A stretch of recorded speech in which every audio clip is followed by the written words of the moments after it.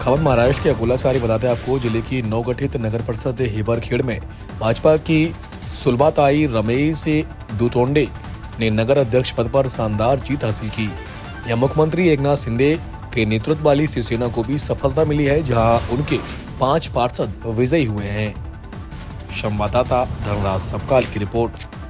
प्रतीक्षा cross करा। हर्षल भाऊ, मला सांगा, तुम्ही चुरशीची लढत लढली आणि निवडणूक निवडून आले, काय वाटतं? मी एक भारतीय जनता पार्टी सामान्य कार्यकर्ता।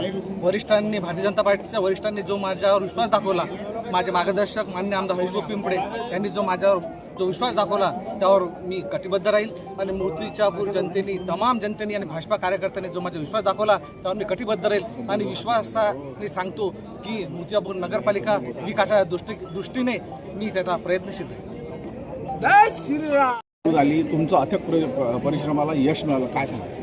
सद्गुरू गजानन महाराजचा आशीर्वाद आणि मतदारांचा आशीर्वाद आणि कार्यकर्त्याची मेहनत, ज्या सर्वसामान्य कार्यकर्त्यानं, एक सर्वसामान्य कार्यकर्ता भारतीय जनता पार्टीनं दिला।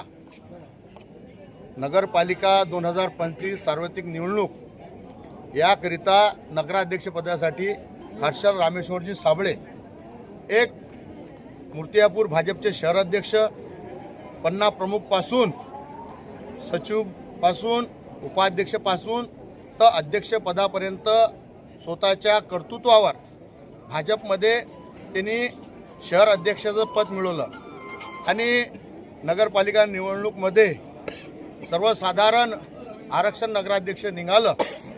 त्यावेळेस नगराध्यक्षपदासाठी हर्षल साबळे यांचं नाव मी सुचवलं।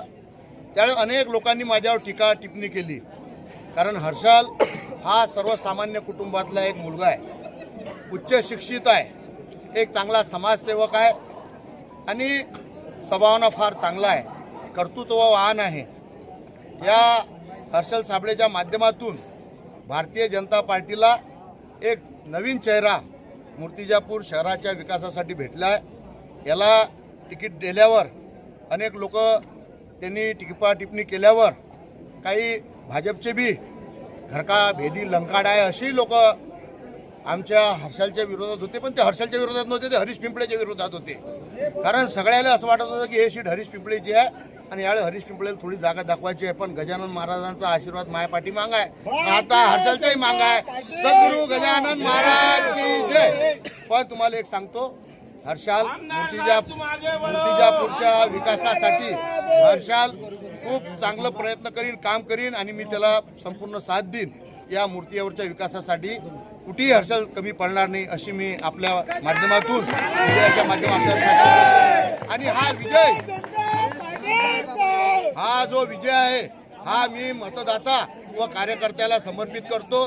कारण 2004 निवडणुकीत 2024 जेव्हा विधानसभा होती त्यावेळेस कार्यकर्त्यांनी माझी तिकीट कटल्यावर तिकीटही आणली आणि कधी नाही असा विजय मला मिळून दिला।